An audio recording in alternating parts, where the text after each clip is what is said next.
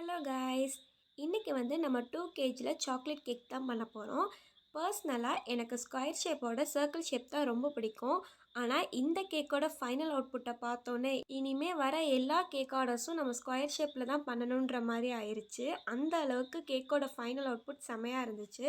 இந்த கேக்கில் நான் லைட்டாக தான் ஐசிங் பண்ணியிருக்கேன். ஏன்னா மேலே ஃபுல்லாக நாசல் யூஸ் பண்ணி நம்ம ரோஸ்டட் டிசைன் போட்டுருவோம். இப்போ சாக்லேட் கனாஷ் வச்சு ட்ரிப்பிங்ஸ்லாம் போட்டுட்டு இப்போ நம்ம ஃப்ராஸ்டிங் பண்ணிடலாம். நான் ஒரு நாசல் வாங்கி கேட்டால் அவங்க எனக்கு ஒரு நாசலை வாங்கிட்டு வந்து கொடுத்துட்டாங்க. என்ன பண்ணுறது, நம்மக்கிட்ட இருக்க எல்லா நாசலையும் வச்சு ஒரு கலக்கிடலான்னு நானும் ஸ்டார்ட் பண்ணிட்டேன். ஆக்சுவலாக இந்த கஸ்டமர் நம்மள்ட்ட எதுவுமே சொல்ல, டிசைன்லாம் உங்கள் இஷ்டம்னு சொல்லிட்டாங்க. ஸோ நானாக கூகுளில் சர்ச் பண்ணி ஒரு டிசைன் சூஸ் பண்ணேன். அந்த டிசைன் அப்படியே தான் காப்பிரைட் பண்ணியிருப்பேன். பட் கலர்ஸ் மட்டும் டிஃப்ரெண்ட்டாக இருக்கும். ஏன்னா நம்ம டார்க் கலர் ப்ரிஃபர் பண்ண மாட்டோம்.